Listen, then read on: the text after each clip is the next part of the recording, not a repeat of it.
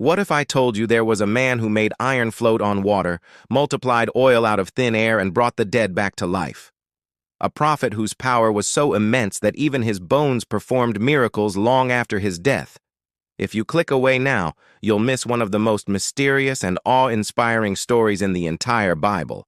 But if you stay, you will uncover how Elisha's faith defied every law of nature, and what his incredible story still means for your life today. Elisha, whose name means God is salvation, was more than just a prophet. He was a symbol of relentless faith and divine power. He was chosen by Elijah, the fiery prophet who ascended to heaven in a whirlwind, and Elisha inherited a double portion of his spirit. Imagine being mentored by a man who called down fire from the sky, and then being told, "All right, now it's your turn." When Elijah was taken up into heaven, his mantle, his prophetic cloak, fell to the ground. Elisha picked it up, walked to the river Jordan, and struck the waters, crying out, "Where now is the Lord, the God of Elijah?" In that moment, the river split apart. The same power that had worked through Elijah now flowed through Elisha. From that moment on, the student became the master. You see, Elisha didn't ask for fame or fortune. He didn't ask for an easy life. He asked for a double portion of Elijah's spirit, and God granted it. Elijah performed 8 recorded miracles. Elisha performed 16. This wasn't a coincidence. It was a divine confirmation that faith multiplies when it's passed on with courage. The legacy of the mentor became the mission of the disciple. The very first miracle Elisha performed after this moment was born out of pure compassion. A poor widow cried out to him, desperate because her sons were about to be taken as slaves to pay off her debt. All she had left in the world was a single small jar of oil. Elisha told her, "Go, borrow as many empty jars as you can from all your neighbors." She obeyed.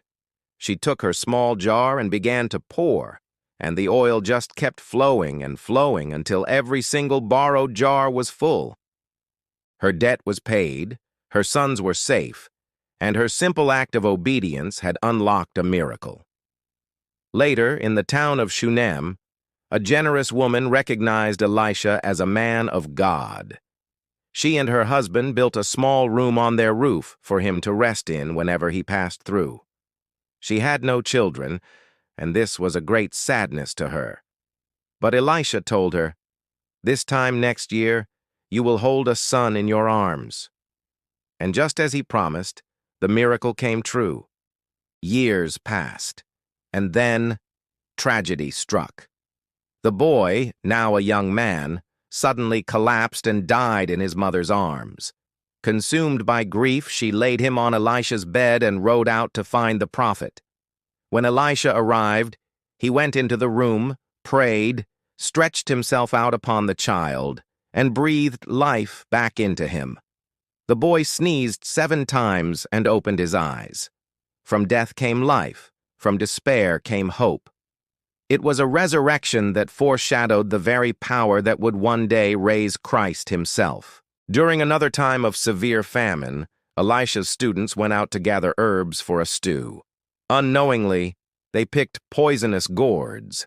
As they began to eat, they cried out in panic, "Man of God, there is death in the pot!" Elisha remained completely calm. He took some flour, threw it into the stew, and said, "Serve it to the people."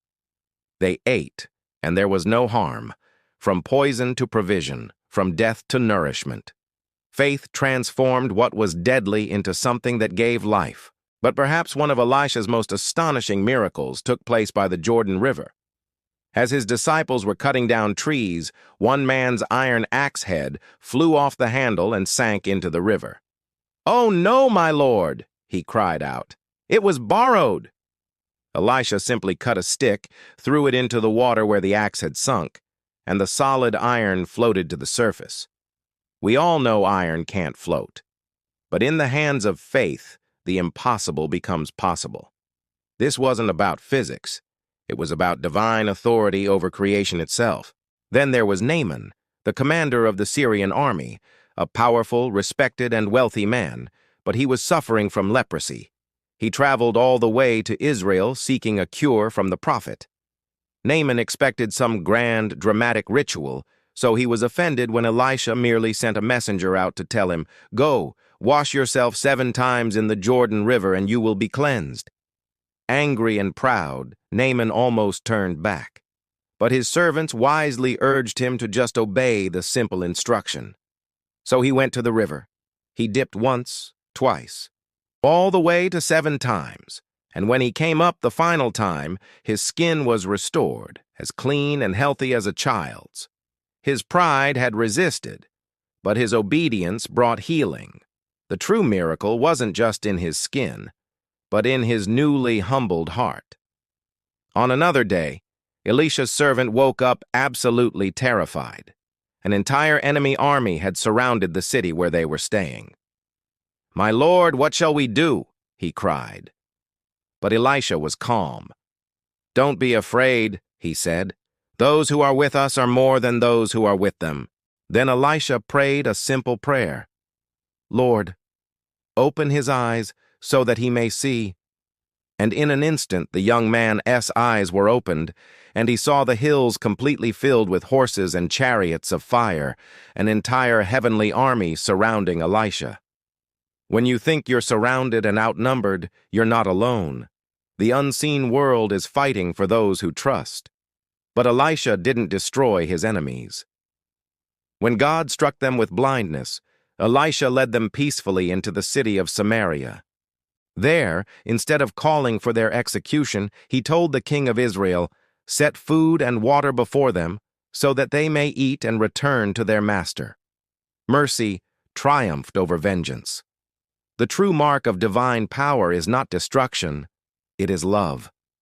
Years later, Israel faced another terrible siege. Famine gripped the city so severely that people were losing all hope. In that darkness, Elisha stood up and declared, "Hear the word of the Lord. This time tomorrow, food will be plentiful and cheap at the city gate."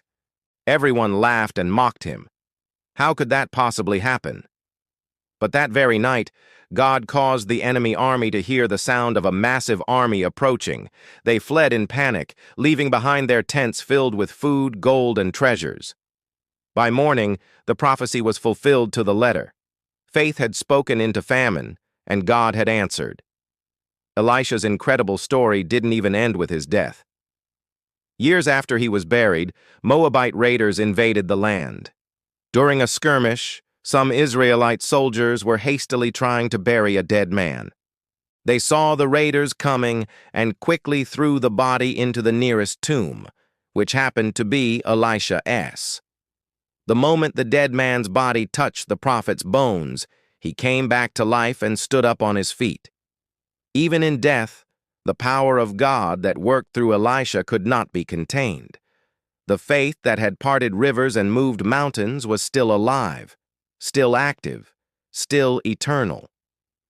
Elisha's life is one long testimony to the truth that God's power is not limited by nature, by time, or by our circumstances.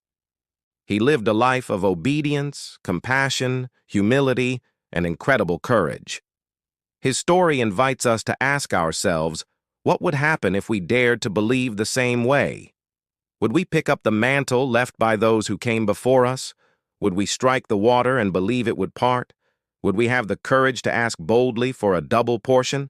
Elisha shows us that faith is not about waiting for perfect conditions, it is about trusting a perfect God.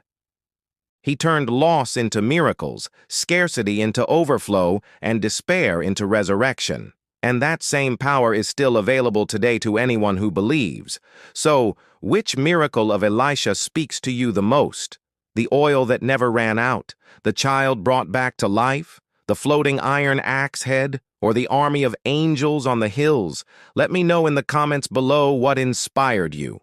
Like this video if you believe that faith still moves mountains today. And don't forget to subscribe and hit that notification bell, because our next story is just as extraordinary. You won't want to miss it. Thanks for watching, and we'll see you in the next video.